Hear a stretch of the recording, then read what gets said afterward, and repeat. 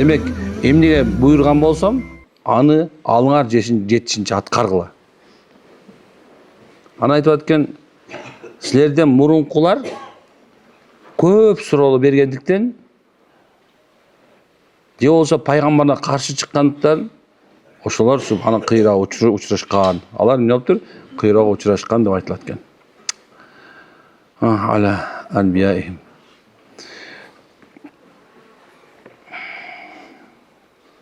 Пайгамбар саллаллаху алейхи вассалам мен силерди эмнеден тыйган болсом, ан нерсени таштагыла деген сөздүн негизги мааниси бир нерсени таштоо аткаруу караганда жеңил болгондуктан Пайгамбар саллаллаху алейхи вассалам бардык жаман иштерди таштагыла деп кескин түрдө тыйып салды дейт.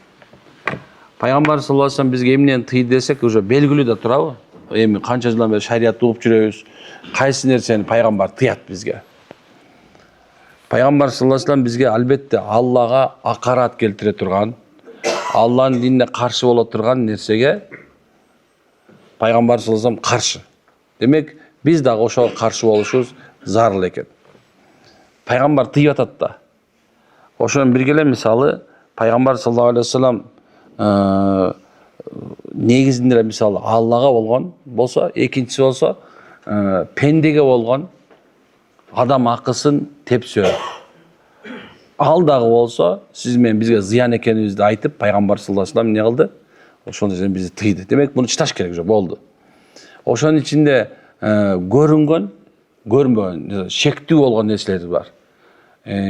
Макрух деп шариятыбызда лайык болбогон нерселер бар. Мына өзүң убактыңды өлтүрүү, мисалы адамдык эме келгенде.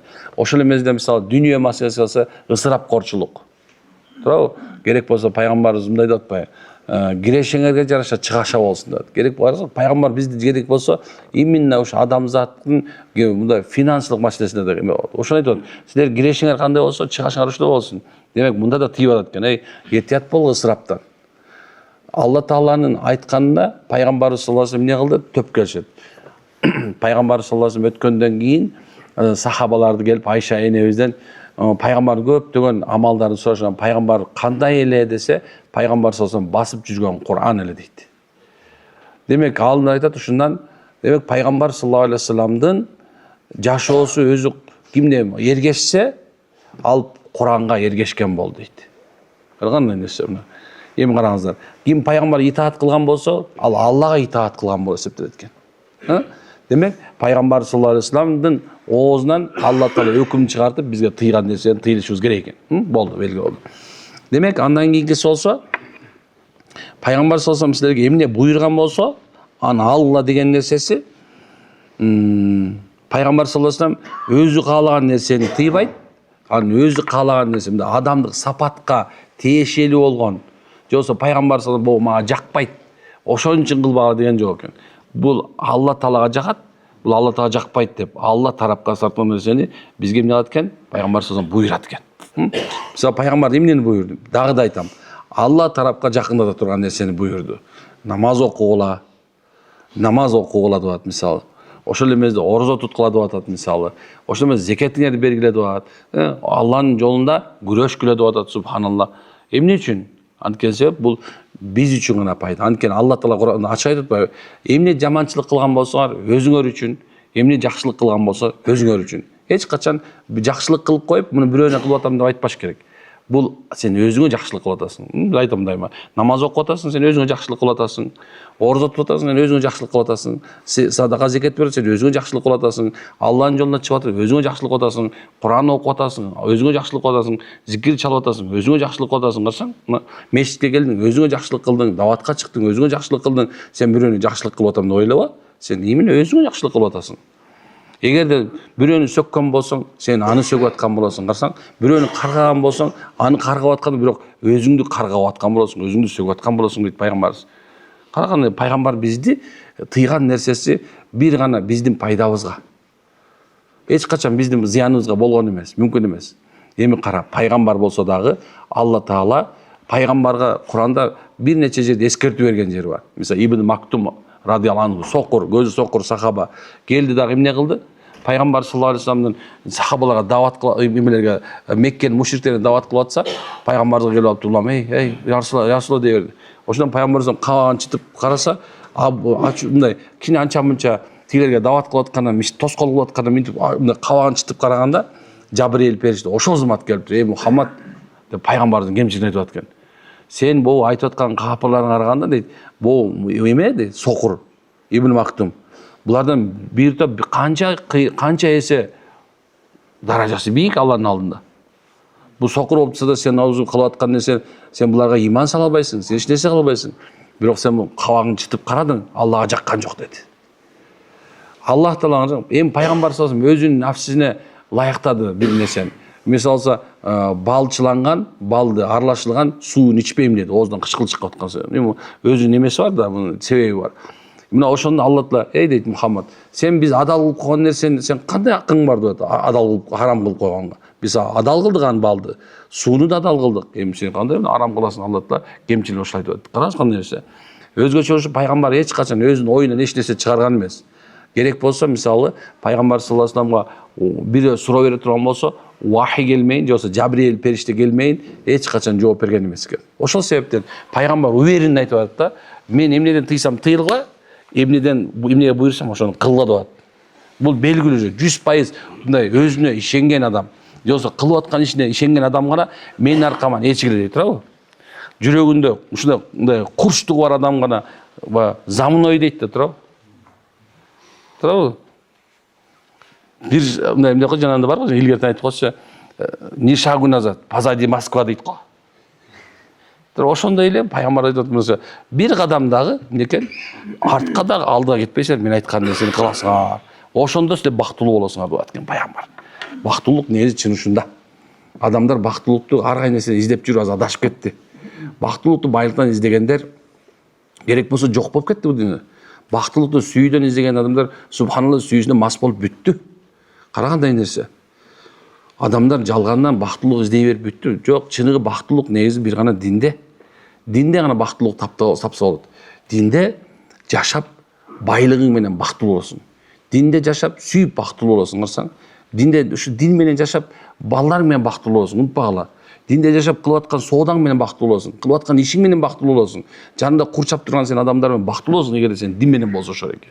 Эгер динден башкача болсо, пайгамбардын сүннөтүнөн башкача болгон болсо, анда наузубилла. Мен сизге бир нерсе айтып берейинби? Мисалы, бир жакшы бир улуу адам Ихсан деген китеп жазыпкан, ошо Ихсан деген китепте ошонун бир мындай эмнеси айтат да. Адамдар ар нерседен бактылуулук издеп атып дейт, өзүн бактысыз кылып салышты. Эгерде чыныгы бакыттуу адамдар таба турган болсо, анда аны кудум эле жанакындай күчтүү тамак ичип алып, сиңире албай ашказаны ооруган адам сыяктуу көп адамдар бактылуулукту сиңире албайт экен. Адамдар бактылуулукту толук кандуу сиңире албайт экен. Ошол себептен бул дүйнөгө бактылуулуктун 100%-нын 1% жерге түшкөн. Биз убактылуу гана бактылуу боло алабыз айтып атпайбы? Кандай десе, мисалы алса, бир адам биринчи миллион тапканда, охо деп анда сүйүнүп калат. Бир экинчи миллионду сүйбөйт экен. Ушундай бир чуркап жүрүп туруп бир сүйгөн нерсе жеткенде биринчи сүйгөн нерсесине жетти. Ошондон кийин анан экинчиси деп жок калган, бактылуу болбойт экен. Карасаң, адамдар чуркап жүрүп ушундай чоң үй салып туруп, кирип туруп, деди бактылуу болот экен, андан кийин уже эч ким аны бактылуу болот, экинчи үйү менен бактылуу боло албайт экен. Карасаң, досун тапканда, жоголгон кишини тапканда, эне баласын тапканда, атасы менен баласы жарашканда, карасаң, бир аз бактылуу болгон, бир чуть-чуть эле убакыт. Андан кийин ал жоколот экен, табылбайт экен. Ошон үчүн бул дүйнөдө адамдар субхана чыны бактылуулукка толук кандуу мас боло албайт. Бир гана бейиште адамдар бактылуулукка мас болот. Ал жерде анткенсе ал толук кандуу, камил 100%-ный болот. Ошол себептен бул дүйнөдө мындай бир өзүңөрдү өзүңөр кыйнабагыла деп аткан ошол. 124 миң пайгамбар келген болсо, ошонун баардык адамзат кошулган тамбих эскерткен, толук кандуу бактылуулукту, адилеттүүлүктү бул дүйнөдөн таба албайсыңар. Андан көрө силер Алланын өкүмүн, пайгамбардын сүннөтүн жашооңорго алып келип жашай бергиле. Ошол жашоо менен, тартип менен, адеп менен жашап кете турган болсоңор, ар бир нерсенин даамын татып кете бересиңер дейт да. Ар бир нерсенин даамын татып көрөсүңөр. Бактылуулуктун даамын балким башка нерсени татып калышы мүмкүн. Егер дейт, чоң бир алым айткан экен. Биз намаз окуп тапкан бактылыктын даамын же зикир кылып атып, дин менен жашап аткандагы биздин тапкан бактылыктын даамын эгер падышалар билген болсо, ошону да алып алганга аракет кылышат деген. Кандай сөз? Бул вообще башкача сөз. Айтайын деген нерсем, ошо бактылык пайгамбар эмне буйрса кылуу менен келет, эмнеден тыйган болсо тыйылуу менен келет. Башка жол жок. Все, бүттү. Издесең да таппайсың. Бул простой эле формула да. Эң эле жөнөкөй формула. Аны оорлотуп кереги жок. Ага теорема создавать этип кереги жок, ал субханалла. Эки эле сөз. Кеттик. Мен ээрчи деген сөз болду. Түшүнөсүз, бүттү. Башка жол издебей эле койгула. Чын айтам. Миллион кой кылып алгыла. Миллион топоз кылып алгыла. Бел арашанда миллиончтук кылып алгыла. Ар бир $300,000 болсун. Жей турганың бир кесе тамак, кие турганың ал куфайка болду. Башка нерсе жок. Айыбай катып барсаң Феррари аласың, иши Кыргызстан жолунда айдан кылып атам. Экинчи эле күнү коробка сырып берет. Айтайынбы субхана бир нерсечи. 4 этаж үй куруп алгыла. Акырты үй бир комнатада өлөсүң. Адамдарга өзүнүн убагында гана өзүнүн ар бир нерсенин кайфы бар. Жаш мезгилиңде жаштыктын субханалла башкача бир акчанын, убактыңдын бир мындай бир рахаты бардыр. Бирок бир нече убакыт өткөндөн кийинчи, божо мындай үйүп койсоң да мынтип карап тура бересиң, мындай эле. Машина алайын десең, катуу скорость менен өлүп калам деп коркосуң. Эс алып келейин десең, баягы эс алып келген бутум ооруп атат дейсиң. Карасаң, адамдар карганда эс алгысы да келбей калат даже. Койчу үйдө эле отура берейинчи, болду, керек. Эчтекене кереги жок. Турабы? Ошонун себебинен машалла дин менен рахат башка. Жашагыла, дин менен жашагыла. Динсиз жашабагыла. Анткени себеби динсиз жашоо бул кордук. Жаштыгыңда балки бир аз кордук болор оюңда. Бирок карганда бул иззат, урмат, жакшылык. Азыр тилим келбей атат, окубай койбо. Куранды азыртадан баштап окуй бер, арабчасын ач да үйрөн. Онлайн курс болобу, офлайн оку. Сен чуркап жүргөн акчаңдын сенин балаңа бир тиын кереги жок, билесиңерби? Мен ошон үчүн айтам, сен балаңа оокат кылып берем, үй сатып берем, тиги кылам деген ой менен жашаба. Бул сенин оюң туура эмес ой бул уже. Балама табит коюн, кызыма метип коюн. Жок. Мен баламды өзүнүн оокатын тың кылган үйрөттүм. Жок, сен аны үйрөттүң. Сен өзүң окшошту үйрөтүп койдуң. Сен балаңа дин үйрөт. Өзүңө да динди үйрөткүн. Адамдар адашат. Чудасыздарбы? Бул эгоизм эмес бул. Бул сени мен кереги жок убакытты туура эмес өткөзүүдөн, убактыңды туура эмес өткөзүүдөн сактап атам. Сен балаңдын өз рызкысы бар. Кызыңдын өз рызкысы бар. Сен өлгөндөн кийин мисалы же болсо мына айтып коелучу, мына боо үй алып койдум балама дейт да. Балаң сенден сурады үй алып кой деп. 4төгү балаң сурадыбы? Же болсо боо ремонттоп коёндон балдарга кичине жакшыраак болду. Же балаң мага евро ремонт кылып бер, ошого жашайм деп айтты. Айткан жок, ал сенин каалооң. Сен туура эмес түшүнүгүң. Туура жашоодогу туура эмес түшүнүгүң, субханалла. Ошонун себебинен биз азыр көптөгөн адамдар стресстесиңер. Балама эчтеке кылып бере албай калдым, кызыма эчтеке кыла албай калдым, аялыма эчтеке кыла албай калдым, бир тууганыма эчтеке кыла албай калдым, кошумча бере албай калдым, той өткөзө албай калдым. Эми мындай өтө куруп айтканда зачем? Сенин ишиң башка. Башка нерсеге аракет кыл. Далалатың башка болсун, субхана. Өзүңдү, өз үй бүлөңдү алоолонуп, күйүп турган тозок отунан сакта. Мына максат ушул. Сен дооруңду сонун жашап өт. Жакшынакай бир үйүңдө өзүң жаша, жакшынакай машинеңди мин бар Меккеге умрага барып кел, бар ажыга барып кел, машалла, бар Аксага барып кел, бар Мединага барып кел, машалла, бар дүйнө жүзүндө мисалы керек болсо кыдырып кел. Өзүңдүн дооруңду жакшынакай өткөз. Бар. Жодосор. Сен рызкыңды Аллахтан чечип койгон, анын рызкы чечилген болот. Сен анын рызкысына кейбей эле кой деген сөз да. Могу 100дөн 79%-лерчи ушуга стресстиңер азыр. Балам аял албай жүрөт. Эмне керек? Алап албайм, эмне тишиң бар аны? Алгысы келбейт. негізгі ошол кечиресиз атанын милдети Жоқ, атаның милдети ат коюш керек, илим бериш керек, болду, үйлөнтүп коюш керек, болду, кетти, бүттү. ат коюш керек, анан Илим бериш керек, окутуп коюшуң керек. Эки жерде кестириш керектен ал эмес. Ал милдет эмес ал. Кестириш милдет эмес ал. Ал сүннөт, аны эметип коюш. Сен өзүңдүн моюңдагы жашоодо негизги милдетиң үчөө эле. Ат койгула, илим берип койгула, окуткула. Мындай илим дегенде 5 жылдык же магистратура окутуп келиш керек шарт эмес. Бир момундай эмеге апар, жанагындай машина оңдой турган киши барго, ошонун жанына апарып кой.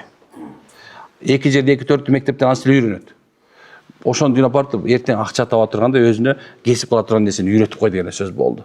Сен ал барып взятка берип анан чоң кылышты не обязательно аны. Ырыс кыз болуп турган болсочу, могу жердеги мен билгенден канча деген балдар бар. Себатта окуп келишкен, Оксфорд школаны, дагы английский школа, турецкий школа окуп атышат.